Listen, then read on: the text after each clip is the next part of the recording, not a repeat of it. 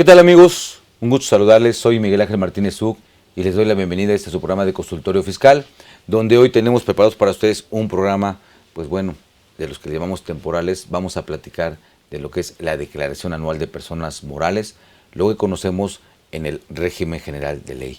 Y pues bueno, estaremos atentos a las preguntas, a las inquietudes que tengan ustedes a través de tanto las redes sociales como los teléfonos que aparecen en su pantalla. Estaremos muy atentos. Si hay alguna inquietud, alguna pregunta que tengan respecto de este tema, que es la Declaración Anual de Personas Morales, estaremos muy atentos. Les reitero que ahorita este programa es totalmente en vivo y también estén atentos porque tenemos también 4 suscripciones para ustedes a la revista de Consultorio Fiscal, las cuales, bueno, haremos una pregunta muy sencilla para que se puedan llevar estas 4 suscripciones. ¿Sí? Entonces estén muy atentos. Vamos a ir a nuestra primera cápsula y iniciaremos con el programa.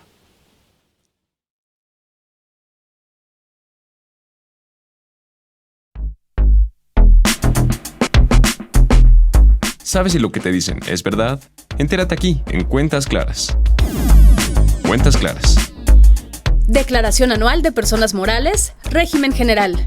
Las declaraciones anuales son una forma de comunicar las operaciones realizadas durante el ejercicio fiscal. Corresponden a las siguientes obligaciones fiscales. El impuesto sobre la renta, el impuesto al valor agregado e impuesto especial sobre producción y servicios, así como los estados financieros básicos y la información sobre la situación fiscal. Entre sus fundamentos legales encontramos el Código Fiscal de la Federación, la Ley del Impuesto sobre la Renta, la Ley del Impuesto Especial sobre Producción y Servicios, la Ley del Impuesto al Valor Agregado, la Resolución Miscelánea Fiscal y la Ley Federal de Derechos. El pago se puede realizar a través de los siguientes medios. Pago directo desde el portal del SAT, ingresando con tu contraseña o firma electrónica. Pago en ventanilla bancaria, con la línea de captura en instituciones bancarias autorizadas. Y pago por Internet, con el servicio de banca electrónica de cualquier banco autorizado en la opción Pago referenciado SAT. Es importante recordar que la declaración anual se presenta de los 3 meses siguientes a la fecha en que termine el ejercicio fiscal.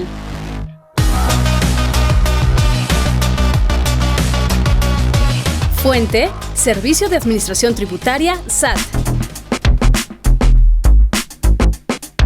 Cuentas Claras.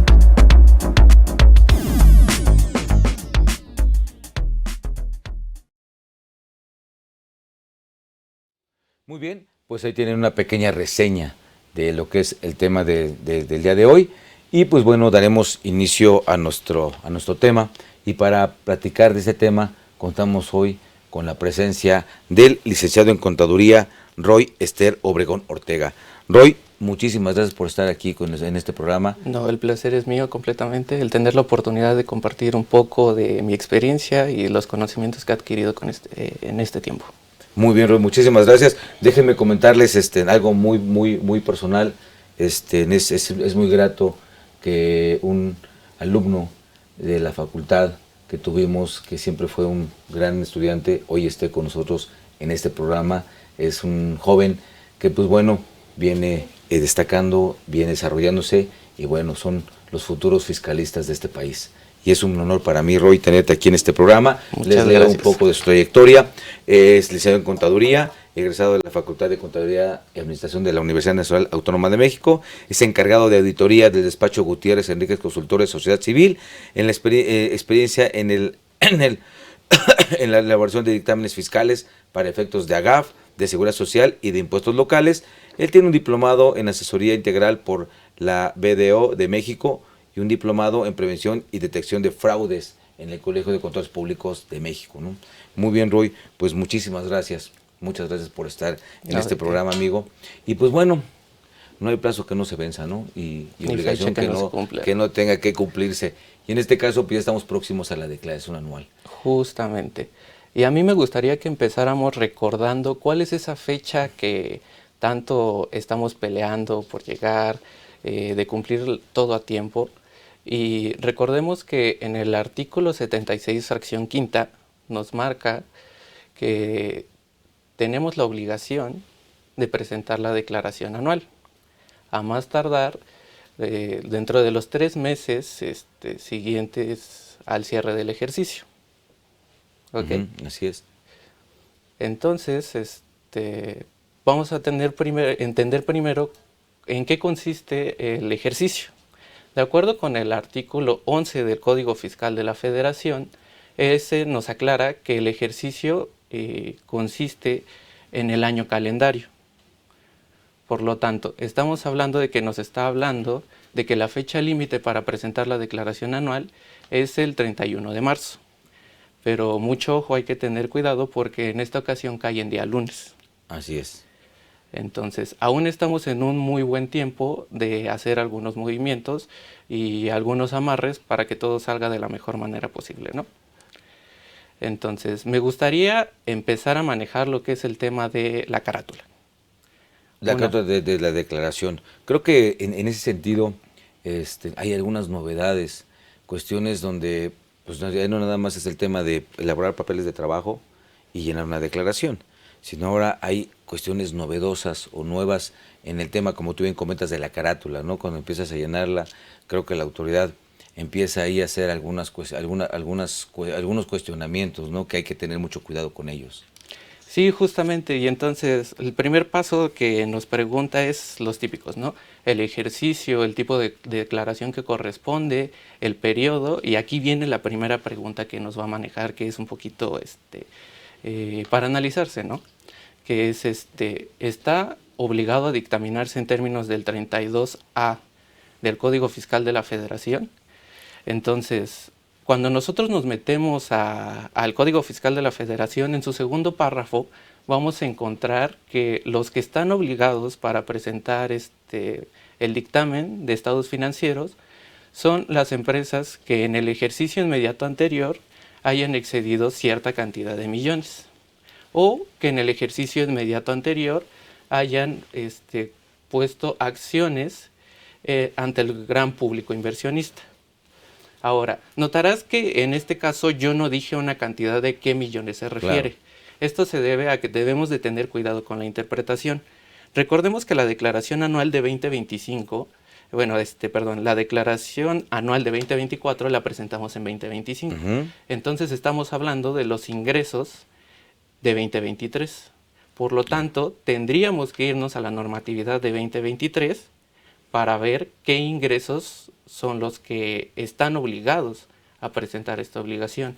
Entonces, al momento de que nosotros revisamos la normatividad del Código Fiscal vigente para 2023, encontramos que el límite obligado son 1.650 millones de pesos.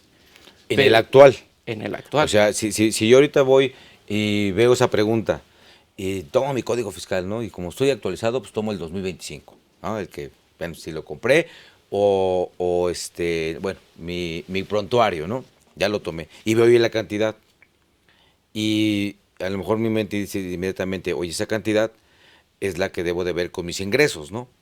Y en el mejor escenario veo mis ingresos, evidentemente, del 2024. Pero no es así. Justamente.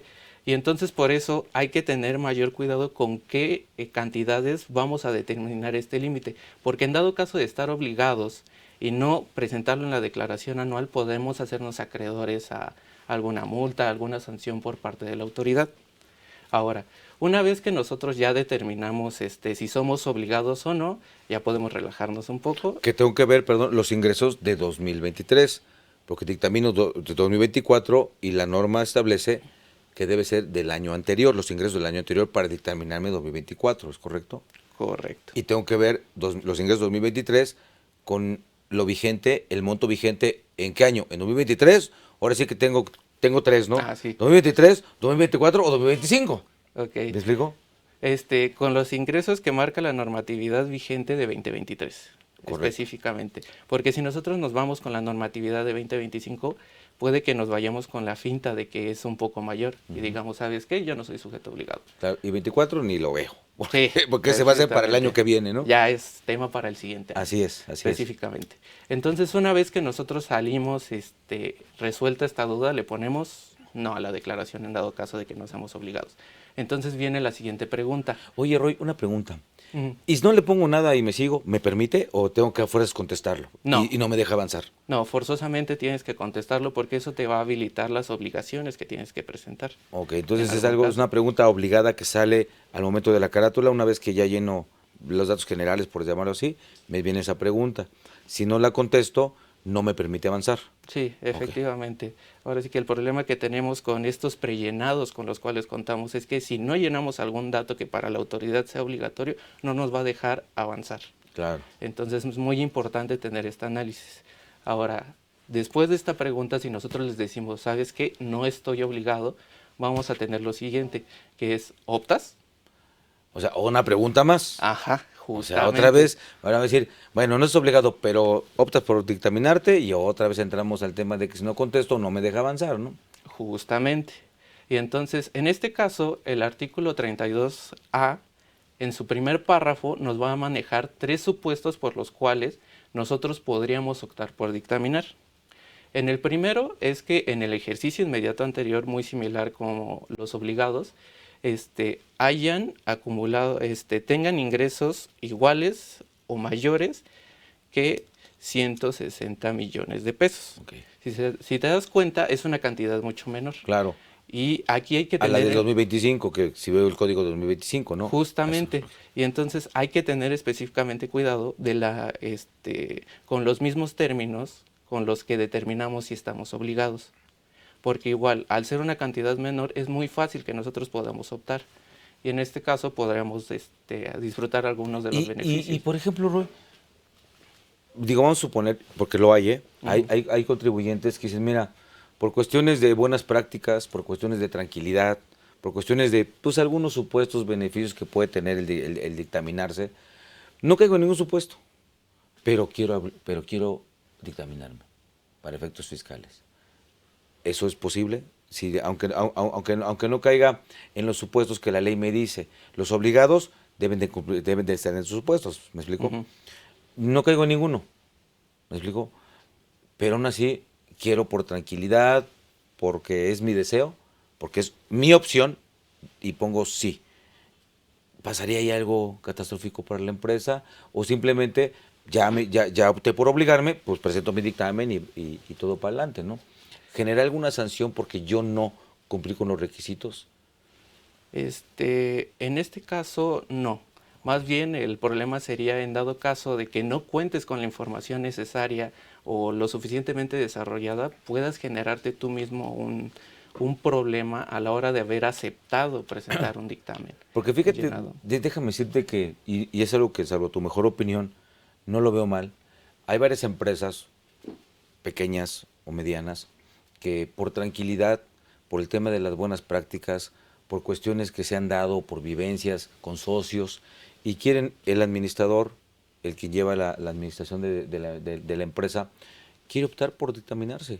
Y no me parece mal, para efectos de seguridad, para los socios, por el tema fiscal, para que no haya problemas de demandas, de malas administraciones por parte de que se le quieran adjudicar al representante o a quien lleva la administración de la sociedad. Y no me parece mal, ¿no? El tema de que, si bien es cierto, muchos contadores no lo recomiendan, si no están obligados, no lo recomiendan, ¿no? Como que es así catastrófico. Pero pensándolo desde el punto de vista como una buena práctica en las empresas, y si es deseo de la empresa hacerlo, pues yo no lo veo mal. Por eso el tema de la pregunta, porque si no caigo con los supuestos, entonces dirías, bajo el principio de que el que no hace lo que debe, hace lo que no debe. Pues sí. Entonces, ¿qué pasaría si yo no caigo en los supuestos, pero aún así quiero dictaminarme? Porque entonces decir, bueno, finalmente no estoy cumpliendo dentro de lo que el código me marca como optar para dictaminarme, pero quiero dictaminarme. ¿Sí me voy a entender? Sí. Entonces, no sé, ahí tu punto de vista, yo creo que es una buena práctica en las empresas que desean hacerlo, ¿no? No, sí, desde mi punto de vista, de hecho, traería bastantes beneficios, sobre todo a la hora de manejar nuestra información. Vamos a tener la confianza de que está aceptada por una persona especialista externa, que muchas Claro. veces esa experiencia o esa expertise nos puede hacer darnos cuenta de errores que podemos llegar a la hora de llevar nuestros procesos, ¿no? Un ejemplo muy claro, por ejemplo, en los casos de la pérdida pendiente de amortizar. Entonces, uno confía en su información, la actualiza y la va arrastrando, ¿no?, en sus respectivos papeles de trabajo.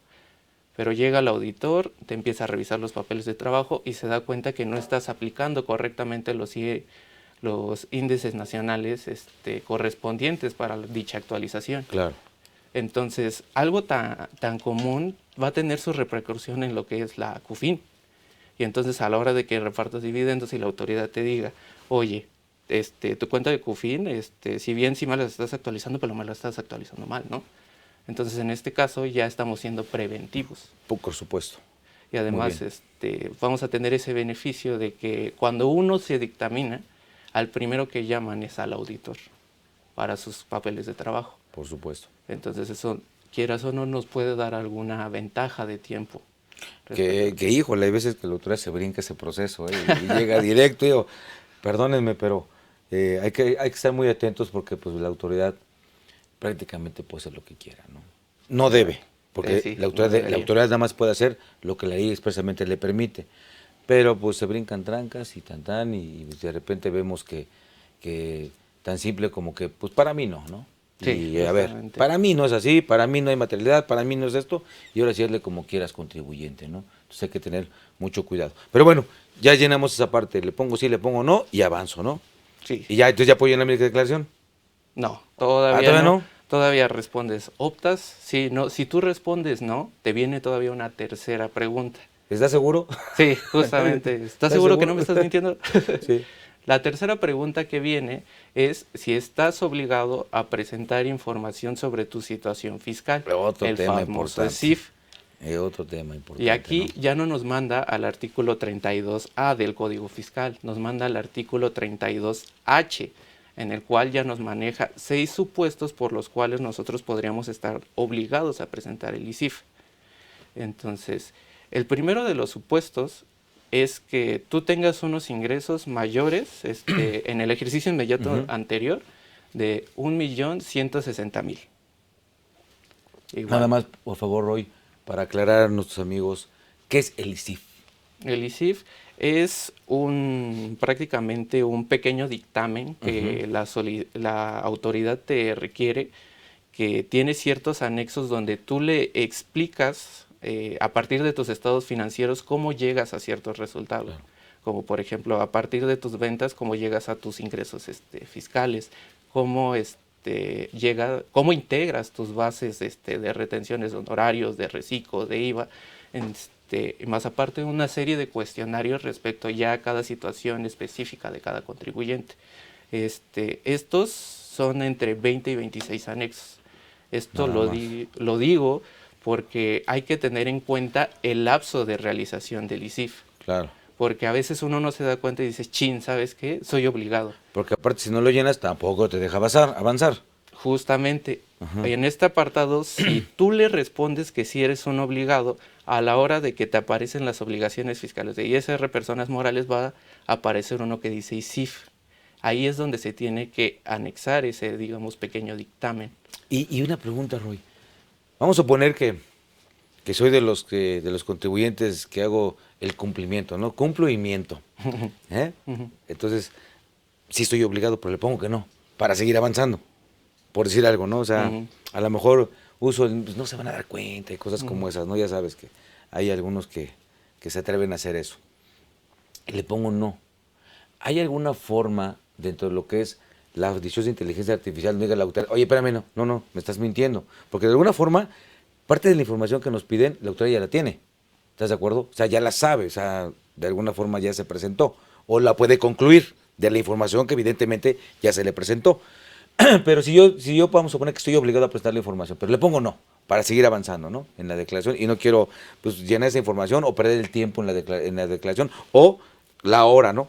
Como bien dices, hay que tomarlo en cuenta porque pues es tiempo que se requiere y mientras más nos acercamos a la fecha, pues se saturan los sistemas, ¿no? Entonces, ¿podría yo hacer eso? ¿O hay esos cruces que dicen, me estás mintiendo, Miguel? No es cierto, tú estás obligado. ¿Hay eso o lo pongo y si me deja seguir avanzando, aunque esté obligado? Ahora sí que de poder, puedes. Ahora, dentro de estos cruces que tiene la autoridad, por esos 6 supuestos que maneja, inmediatamente su algoritmo te va a mandar el aviso.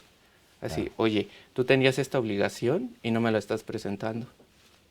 ¿Por qué? Y entonces aquí cuando ya empiezan las amenazas, que los sellos, que te voy a auditar, explicaciones, ¿no? Entonces, a lo que yo llegar es que es algo que es importante que tengamos en cuenta estas preguntas que nos hacen previo al llenar, a ya presentar la declaración anual, ¿no? Porque si no lo hacemos de forma debida, la repercusión sería lo que comentas, pero también podría tener yo la repercusión de que se considere que al yo mentir y después me lleguen los requerimientos o esas amenazas que bien dices, me digan, oye, por consiguiente no presentaste la declaración anual debidamente o no te la considero presentada. Sí. Pudiera ser. O sea, Claro, ¿cuál es tu punto de vista ahí, Roy? Porque, pues bueno, llenar pues puede ser relativamente fácil, ¿no? Y por el tema de los tiempos.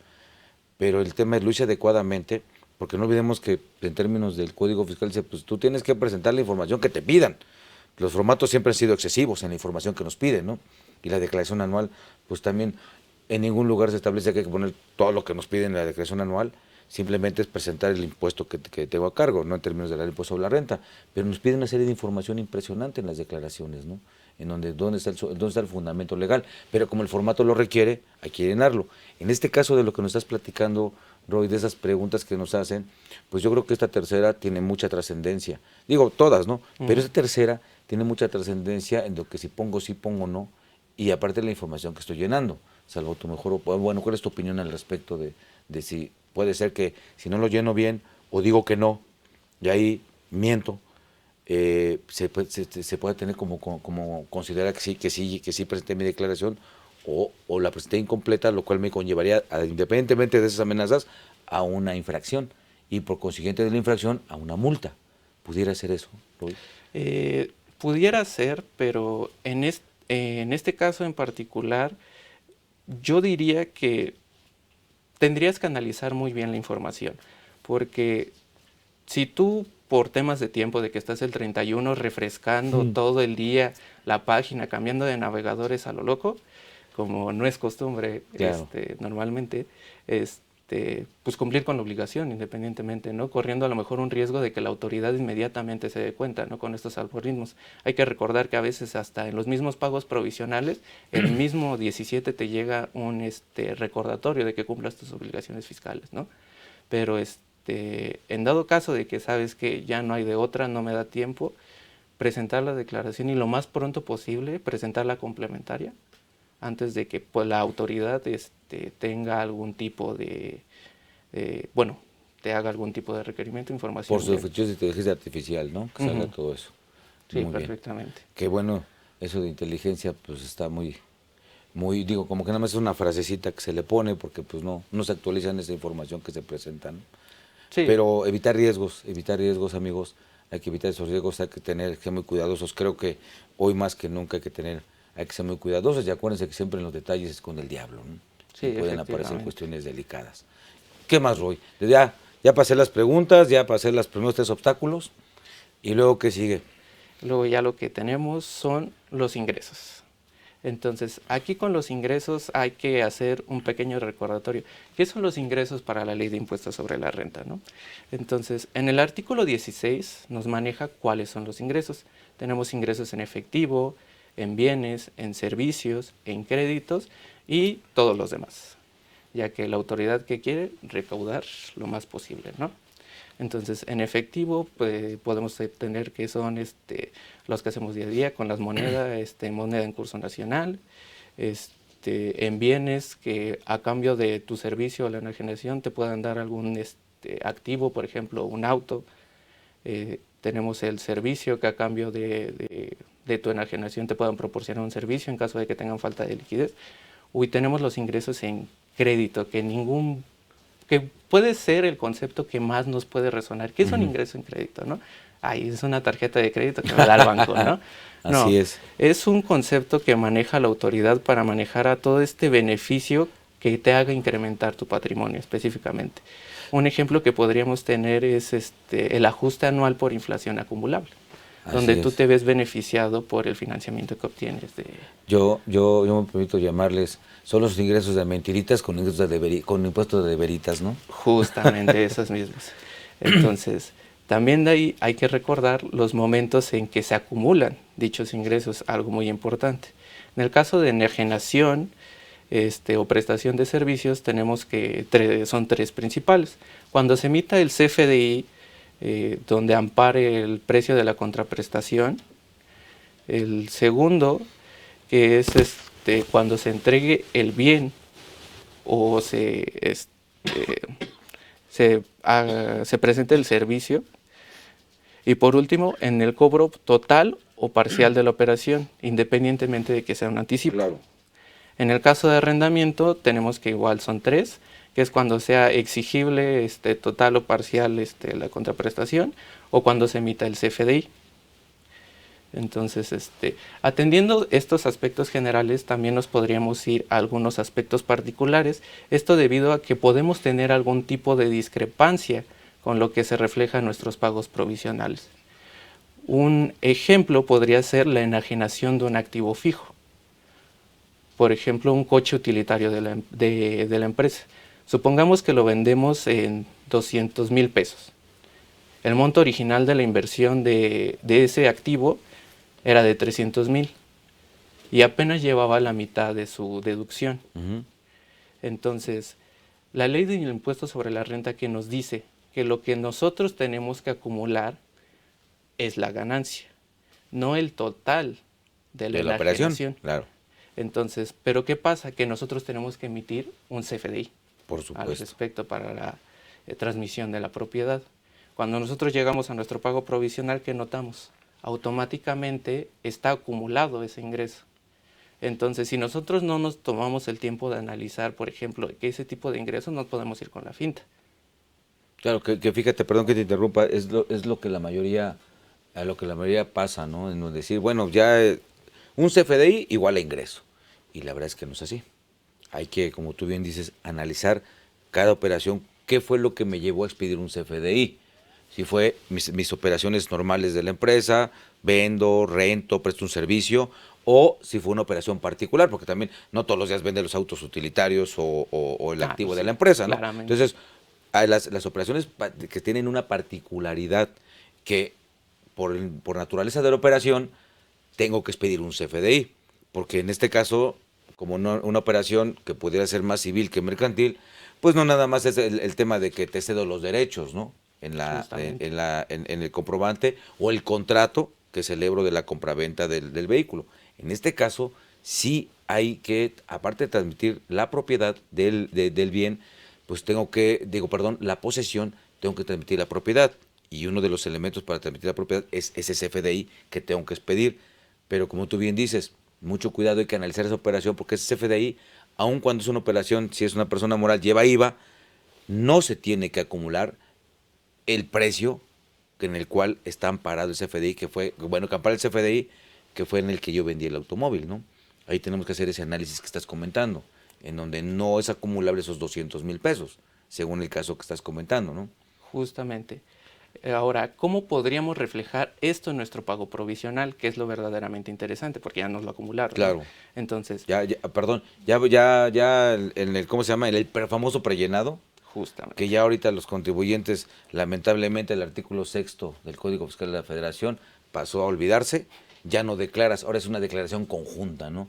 Que hacemos en el acompañamiento del sistema de emisión tributaria y el contribuyente, en donde pone sus limitantes la autoridad, ¿no? Que ya viene prellenada esas declaraciones. Sí, justamente. Uno debería de poder poner cuánto ingreso tuvo, cuántas deducciones tuvo completamente, y ya han dado caso de que se descubra de que te equivocaste o a propósito tuviste algún tipo de error, claro, ya aplicar algún tipo de sanción. No que forzosamente te digan, ¿sabes qué? Es esto. Claro, claro.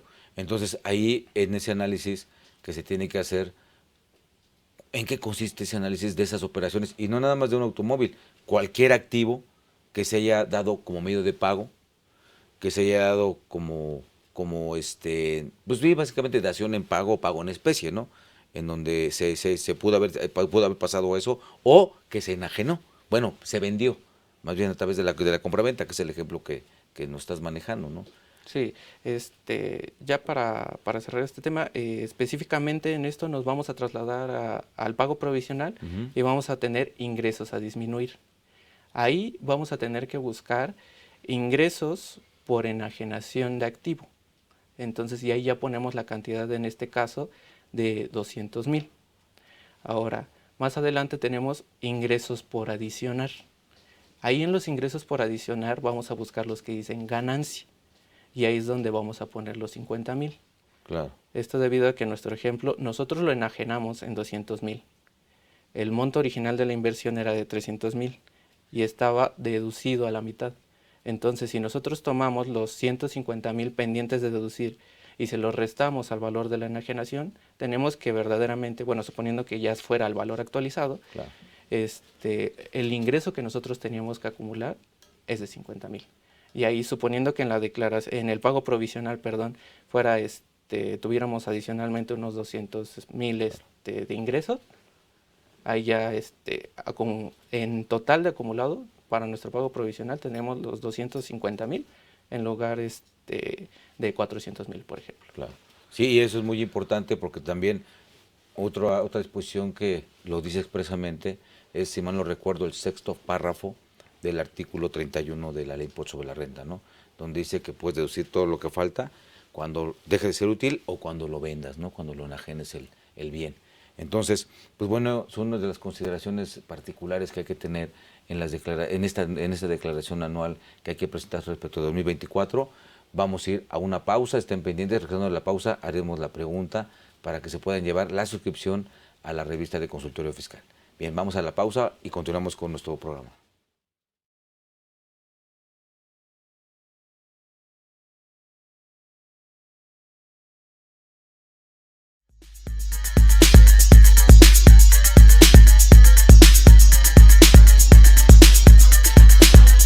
En su edición 853, correspondiente a la primera quincena de marzo de 2025, Consultorio Fiscal, como siempre, contiene interesantes artículos de corte fiscal, jurídico, laboral, contable financiero y de prevención de lavado de dinero.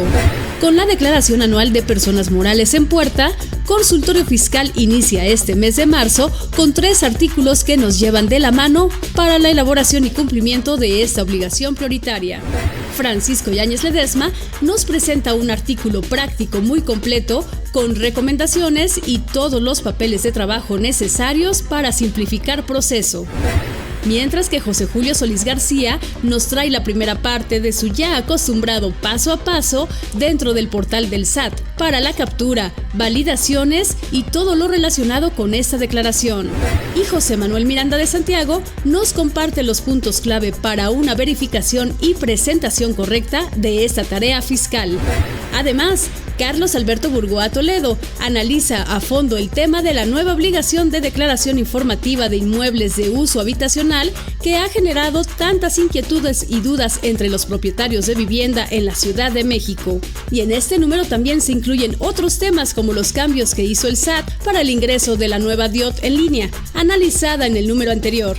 Las principales modificaciones al Código Financiero del Estado de México 2025, así como a las leyes de trabajo y del Infonavit en materia de vivienda con orientación social, y los detalles generales del nuevo portal del SAT, y como cada quincena, las principales disposiciones del Diario Oficial de la Federación. Todo esto en el número 853 de Consultorio Fiscal. Suscripciones a través de la tienda electrónica publishing.fca.unam.mx o en la revista electrónica consultoriofiscal.unam.mx.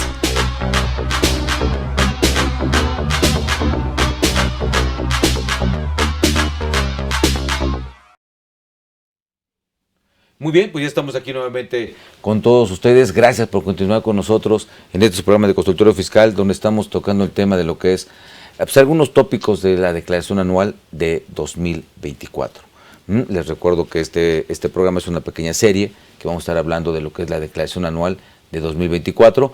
Y pues bueno, estábamos comentando algunas particularidades respecto a la cuestión de cuando se enajenan activos de la empresa, ¿no?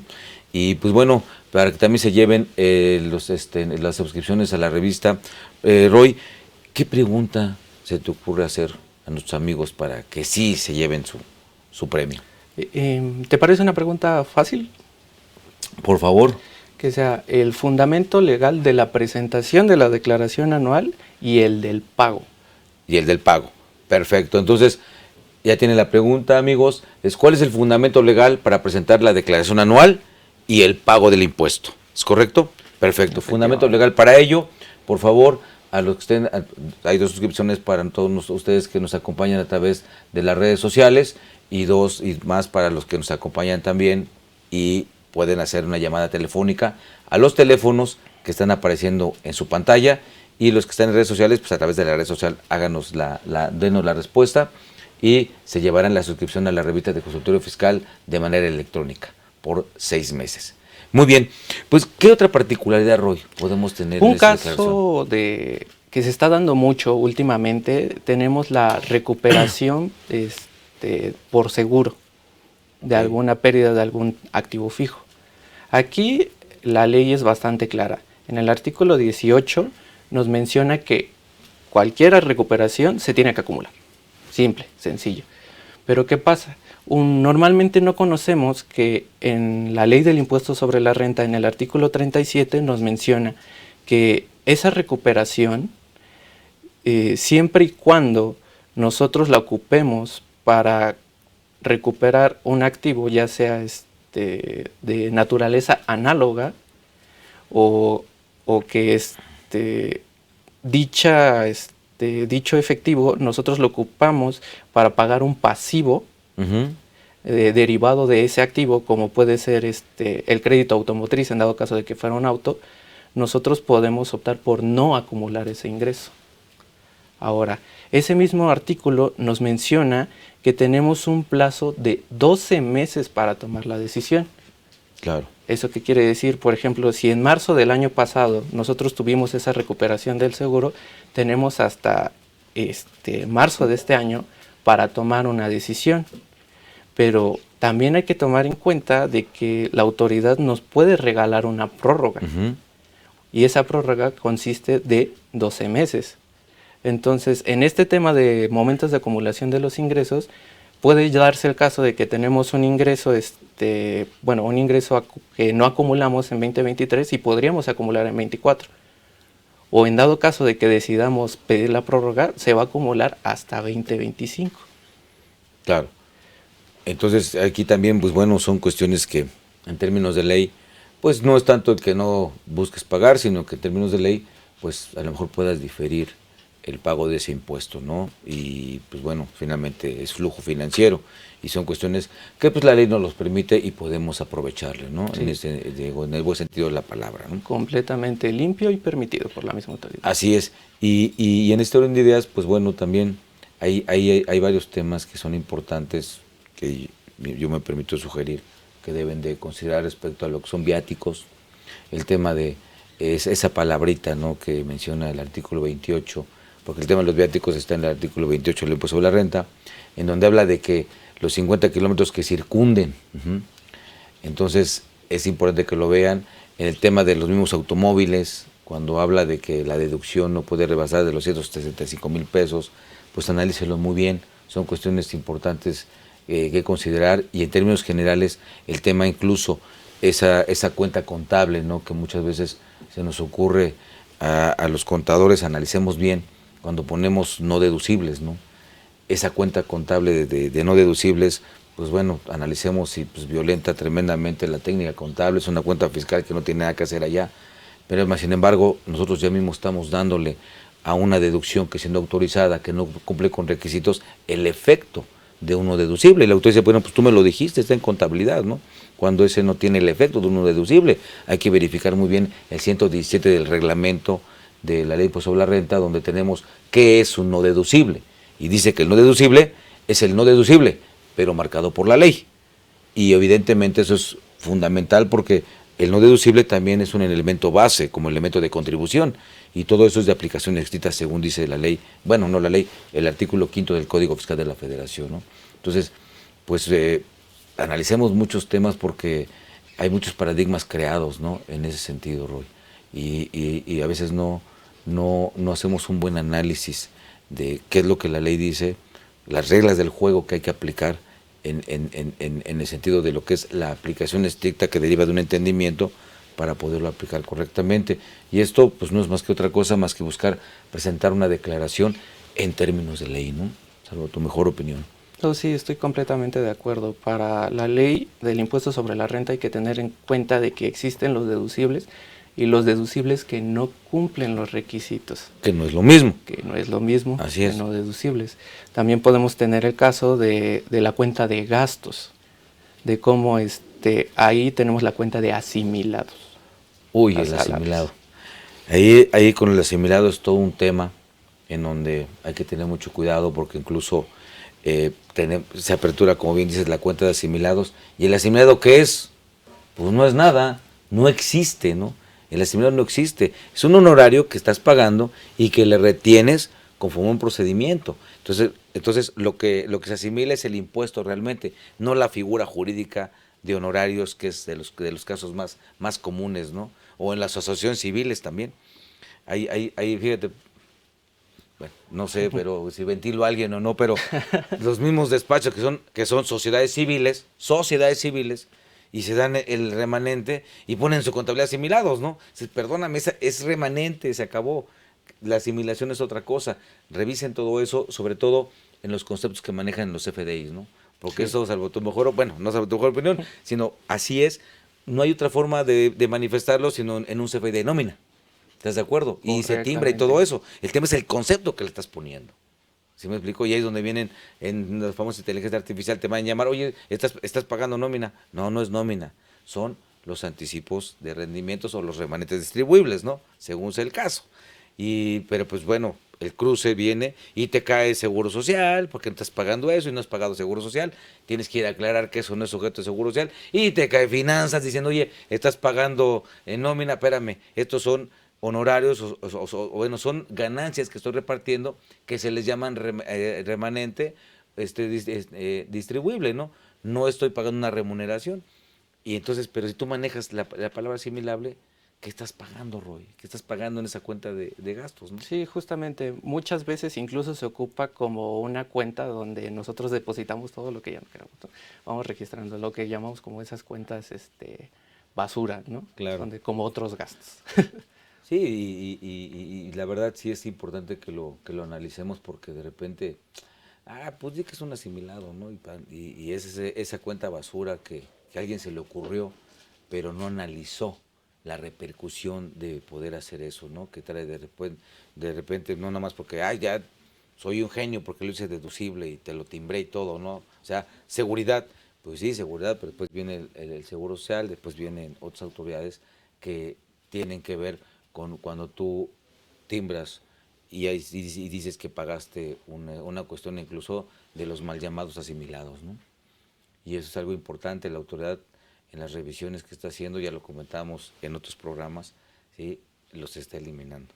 Y creo que en muchos casos tiene razón. Ahí sí la autoridad tiene razón, en la forma en que lo está haciendo. Pues bueno, ¿qué otras consideraciones les recomiendas a nuestros amigos, Roy?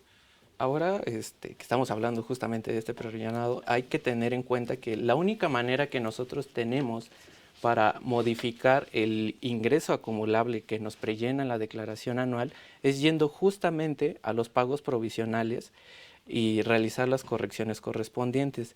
Pero aquí hay que tener bastante cuidado con lo que son los plazos en que se reconozcan los efectos de esas declaraciones complementarias. Porque en la regla miscelánea 2.8.4.1 nos dice que las declaraciones complementarias que no tengan pago, su efecto se verá reconocido aproximadamente en un lapso de 24 horas. Ahora, para las que tienen adjunto un pago, son 72 horas posteriores al pago. Entonces, en el supuesto de que yo presento mi pago provisional para realizar la corrección y me tardo 2 días en pagar, estamos hablando de que me habré tardado 5 días en que se actualice la información. Y si a eso le agregamos de que tenemos errores en diversos meses, pues ya no nos dan las fechas actualmente, por ejemplo. Claro. Va a llegar el momento donde vamos a estar el 31 y no se habrá actualizado la información de manera correcta. Entonces, es un punto para tener en cuenta para antes de marzo hacer un análisis, principalmente una conciliación de lo que nosotros tenemos como de ingresos declarados en el pago provisional contra los CFDI emitidos.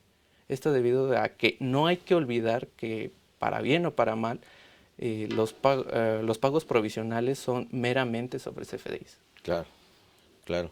Estas son cuestiones. Y fíjate que aquí hay una pregunta que nos hace Diego Olvera, a todos los amigos que nos acompañan por redes sociales, muchísimas gracias.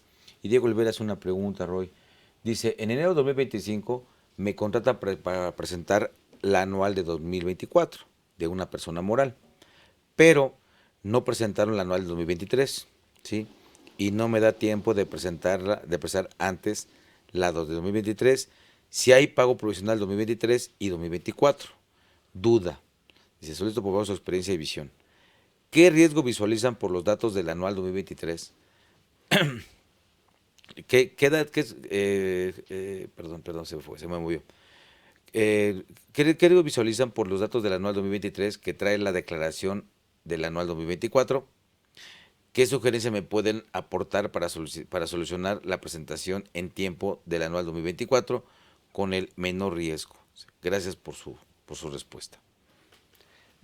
Lo primero, desde mi punto de vista, sería tener cuidado con los trabajos que a veces uno acepta con tiempo Claro. en el cuello, porque se puede dar este tipo de situaciones y cuando llega algún tipo de problema, ¿a quién culpan primero? Al contador, pues, definitivamente, ¿no? Pero en este caso en específico, yo consideraría que sería importante darle también esa prioridad a la declaración anual de 2023. ¿Por qué? Porque ahí se debió de haber obtenido el coeficiente de utilidad para 2024. Claro.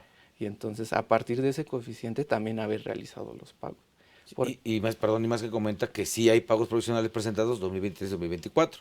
Según entendí, lo único que no pasó, que no hicieron fue que no presentaron la anual de 2023.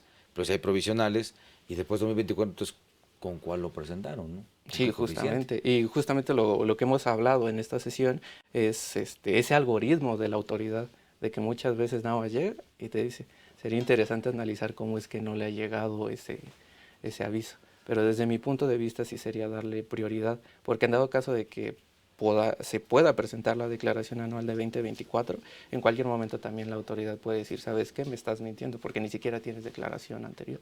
Claro, y entonces, ¿cómo determinaste los de 2024, no? Sí, justamente, Bueno, ¿no? también los contadores a veces somos magos, ¿no? Sí. Y de que se puede, se puede. Pues Diego, esa es la recomendación. Yo igual me uno al tema de que hay que, digo, no es no tomar el trabajo, por supuesto. Ese contribuyente tiene que ser actualizado de alguna forma, pero no tomemos la responsabilidad de decir, sí, yo te lo voy a hacer en tiempo, ¿no? Cuando 2023 no se ha presentado. Entonces, primero 2023, se revisa 2024 por el tema de lo que comentabas, el coeficiente de utilidad y demás información que se pueda generar, que te hace pérdidas, ¿no? Entonces, Justamente. primero 2023 es fundamental y después hacer la revisión 2024 si fue presentado realmente todo bien y si no, pues también hacer los ajustes o las declaraciones complementarias y después presentar la declaración anual 2024 y perdón, aunque no sea en el tiempo, porque también el tema es el tiempo que a veces de repente todo urge, ¿no? Todo es urgente y tienes que presentarle el tiempo y pues a veces decimos que sí.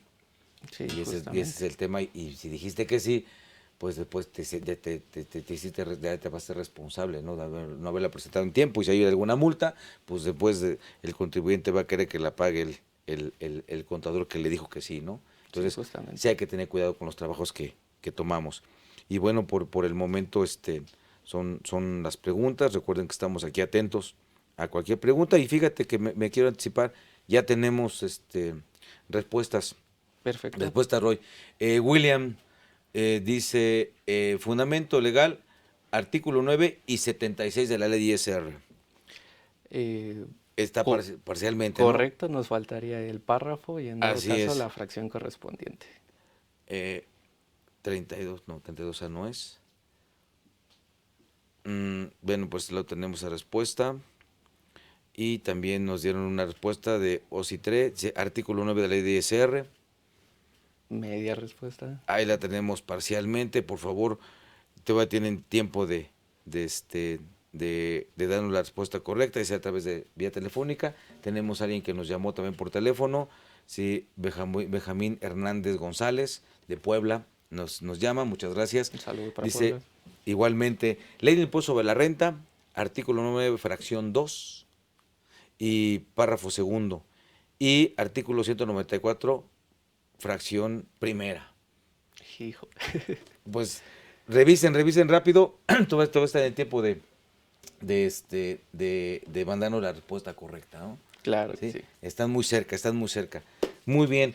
Roy, ¿qué otras consideraciones les podemos comentar a nuestros amigos respecto a esta declaración anual? Ahora lo que me gustaría tocar es un tema bastante escabroso, que es el tema de los deducibles. Ok, el tema de los deducibles, ¿no? Justamente. Entonces, esto lo tenemos en el artículo 27 de la Ley del Impuesto sobre la Renta. Aquí lo que yo recomendaría es cuidar lo que yo llamaría 5 aspectos generales de las deducciones, ya que tenemos muchos en ese artículo. Pero principalmente, el primero, que sea estrictamente indispensable. El segundo, que los donativos sean ante donatario. El tercero, que se cuente con el CFDI, que en caso de que sea mayor a 2,000 pesos, se encuentre bancarizado el pago. ¿Qué quiere decir? Que sea por medio de tarjeta, cheque, transferencia o monedero. El cuarto, que estén debidamente registradas en contabilidad. Y aquí hay que tener bastante cuidado, porque eso incluye las deducciones fiscales no contables, las cuales en dado caso podrían ser llevadas en cuentas de orden. Y por último, tendríamos las erogaciones con retenciones, llámense honorarios, pago a trabajadores, que estos estén amparados ante un CFDI, el cual contenga la retención y que dicha retención esté pagada ante Claro. la autoridad, ¿no? Entonces, de estos puntos básicos, el que más conflicto puede llegar a tener es que es estrictamente indispensable, ¿no? Por supuesto, y ahí entramos en una cuestión conceptual de qué es lo que para efectos, primero de la ley, ¿no? ¿A qué se refiere con eso en una cuestión de interpretación? Y segundo, que ahí en donde entramos a veces a capricho de una autoridad que dice, pues para mí no. Dice, yo no, o sea, yo no lo considero así. Pero bueno, bajo el punto de vista de que pues, estamos hablando de deducciones que también, no olvidemos la regla general, son de aplicación estricta, y para poder aplicar estrictamente pues tenemos que comprender, ¿no? Y ahí es donde podemos apoyarnos de algunos conceptos o aclaraciones que a través de los autorizados para interpretar la ley, que es el Poder Judicial, nos los da a conocer, en atento al 94 décimo párrafo de la Constitución, pues nos da a conocer algunos criterios o unas consideraciones a analizar para determinar qué es estrictamente indispensable, ¿no? Justamente, la Suprema Corte nos maneja un criterio con 3 conceptos básicos para tomar en cuenta, y el contribuyente pueda determinar si esa erogación es estrictamente indispensable o no. La primera sería que vaya acorde con su objeto social de la empresa. Entonces, es muy importante tomarnos el tiempo, ver el acta constitutiva de la empresa y ver ese objeto social de la empresa, ¿no? Sobre todo, tener cuidado de que no sea de esas empresas que son todólogas en ese objeto Pues social, es la mayoría, ¿no? ¿no? Ahí se pueden vender desde chicles, pepitas, hasta cajas de muerto y cosas de esas. O sea, hay que tener cuidado con eso, ¿no? Hay Sí, que tener justamente, cuidado. porque en algún caso de que llegue la autoridad y revise ese objeto social y dice, oye, tú me estás haciendo deducible un carro, pero te dedicas al servicio de restaurantes. Claro. Entonces, hay que tener bastante cuidado con eso. El segundo es que de no realizar la erogación se entorpezca el funcionamiento de la empresa. Lo que podría ser, por ejemplo, en un despacho de arquitectos, si no adquieren el software con el cual pueden trabajar, pues ¿cómo van a trabajar? ¿No? Claro. Vamos a hablar de que les vamos a poner una regla porque la autoridad dijo, ¿sabes qué? Para mí no es indispensable, ¿no? Claro, Vaya. o el papel que compran. Y aparte, fíjate, ese es un tema importante, ese rubro que tomaste, ¿no? Porque dicen, bueno, el papel, pero ¿cuánto? Si nomás entregaste un plano. Sí, pero las veces que lo tuve que hacer o imprimir por los ajustes, los movimientos que se hacen, la verdad, no sé la palabra por eso que esa sea desperdiciar, pero ellos ocupan mucho papel porque de repente, no, güey, si mejor lo hacemos así, y si mejor esto, si mejor lo otro, porque o sea, ya que quede el plano definitivo, y una vez los definitivos son los que se registran, también a veces tienen modificaciones, ¿no? Adecuaciones. Entonces, ¿cómo justificas haber utilizado tanto papel o tanta tinta, ¿no? Y que son de esos rollos, de esos papeles grandes y pues no son tan baratos, ¿no? Sí, justamente, ¿no? Entonces, tenemos también el tercer punto, que es que de no realizar esa erogación, se pueda limitar la obtención del ingreso que eventualmente va a ser acumulable para términos de impuestos sobre la renta. Claro. ¿Eso qué quiere decir? Por ejemplo, si nosotros tenemos un restaurante y nuestro restaurante como postre al final de tu comida te regala una rebanada de pastel. Entonces, esa rebanada de pastel puede ser la diferencia de que ese cliente consuma en mi restaurante o se vaya a otro. Entonces, teniendo estos tres aspectos, sería muy importante analizar si nuestras erogaciones que nosotros tenemos como nuestros CFDIs emitidos vayan de acuerdo con estos tres puntos. Que digo, de todos modos, la autoridad, como usted acaba de decir hace un momento, te puede decir, para mí no. Claro. Dependientemente, ¿no? Pero ya con estos elementos nosotros tenemos un fundamento para decir, oye, espérame, aquí tenemos un elemento de la Suprema Corte donde me dice que puedo considerar estrictamente indispensable, ¿no? Claro, y aparte también tener presente que todo eso pues tiene que estar de alguna forma, no nada más platicadito, sino demostrarlo con documentación, con los temas de las políticas, las reglas, nuestro control interno que incide mucho en esto, porque puede ser una rebanada de pastel o un caballito de mezcal, ¿no? Sí. Digo, para el digestivo, puede ser muchas ¿no? cosas que se dan en los restaurantes. El tema es que el cliente permanezca en ese negocio y en cualquiera que pueda hacer, ¿no? Entonces de ahí se deriva mucho las cuestiones de la creatividad para efectos de lograr eso, y el tema nada más hay que preocuparse por tenerlo bien sustentado para que se vincule con este concepto que de alguna forma nos aclaró o pretende aclarar la Suprema Corte, ¿no? Con qué debe entenderse o qué requisitos debe de cumplirse para que sea estrictamente indispensable. Que todo el mundo lo decimos, sí, pero ¿qué es? No es como el gasto. Sí, los gastos, sí, pero dime qué es un gasto, conceptualízamelo, defínemelo. Y pues definirlo está complicado y a veces sin conceptualizarlo luego no nos dicen. Entonces, cuidado con ese tipo de situaciones que tenemos que tener muy claras, muy precisas, puesto que son de aplicación estricta, ¿no? Esa es la recomendación que se hace. Un punto nada más, a lo mejor, pues si el objeto social es muy amplio, pues vayamos a qué conceptos manejamos en los FDIs, ¿no?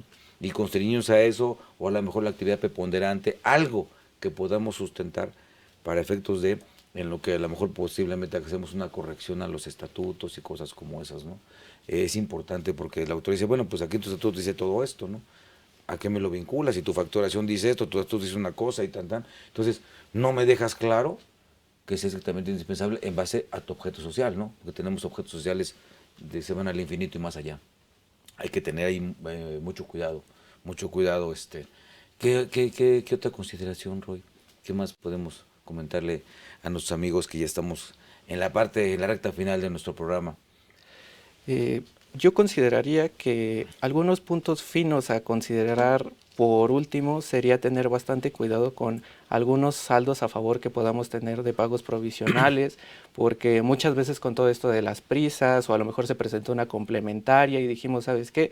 Después lo voy a comenzar o no, o en el caso de las pérdidas que llevamos de ejercicios anteriores, el irlas actualizando y manejando, porque algunas veces esas pérdidas se pierde el derecho completamente, todo por no tener el debido control y cuidado de la información que nosotros vamos manejando, ¿no? O otra parte que yo consideraría fundamental, que a veces siempre se nos pasa, es darle una última revisada a nuestra balanza. Agarrar cuenta por cuenta, ir analizando que efectivamente todos los movimientos que estén ahí fueran debidamente registrados, que no contemos una cuenta con saldo contrario que a veces se puede llegar a dar. Y yo creo que con eso tendríamos ya bastantes elementos para obtener un resultado favorable a la hora de la presentación de la declaración anual. Claro, y no perder de vista el tema de que, pues eso que tú comentas de no haber, a veces no ser contradictorios, tener muy claro un análisis de los rubros que nos piden y qué significa la información que estamos presentando, ¿no? Porque finalmente estamos dando información de la empresa, de las operaciones, independientemente que si viene prellenado, que viene todo eso, analicemos lo que yo lleno en la declaración, qué representa de la empresa, cómo lo voy a llenar y hacer esos análisis de la información. No es nada más lleno un formato y ya no me faltó ningún rubro y ya se fue así la declaración, porque las repercusiones vienen a futuro. Y no olvidemos que ahorita estamos en la época de la recaudación a través de la fiscalización, ¿no? Por el Plan Maestro 2025 que tenemos. Y pues bueno, me voy a permitir hoy dar a un ganador, salvo tu mejor opinión. William Sancho Mart dice: buen día. Se fundamento legal, artículo 9 y 76 de la ley impuesto sobre la renta. Nos comenta eso. Y también Jacob Sánchez dice: artículo 9, fracción 1, ley DSR, artículo 76, fracción quinta. Es la respuesta que nos da él. Lo vuelvo a repetir: artículo 9, fracción 1 y 76, fracción quinta de la ley impuesto sobre la renta. Ok, yo sí considero que son los Entonces, Jacobo, es la respuesta correcta, pero bueno, a nuestros amigos que también nos hicieron favor de llamarnos y nos dieron la respuesta, pues de los más cercanos, a lo mejor nada más le faltaron las precisiones. William Sancho Mar también nos dijo 976, vamos a dársela por buena. También, por favor, mándenos un correo a la dirección de correo electrónico que va a aparecer en su pantalla para que les hagamos llegar su premio. Por favor, Jacob Sánchez, ya lo dije. ¿Quién más? También Fanny Alexia Martínez Santos, también nos comenta el artículo 9, segundo párrafo, y el 76. Bueno, vamos a dársela también buena. También, Fanny, mándenos un correo para que le hagamos llegar su premio. Y también nos mandó William, también